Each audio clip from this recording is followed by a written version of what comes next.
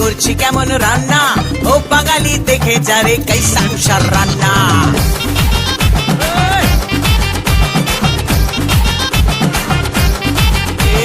খুন্তি হাতায় আওয়াজ তুলে করছি কেমন রান্না, ও বাঙালি দেখে যারে কাইসা কুষার রান্না।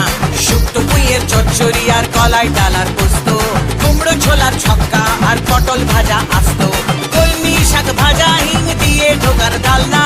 রান্না খেয়ে খুশ হয়েগা বাংলা থেকে খুলনা।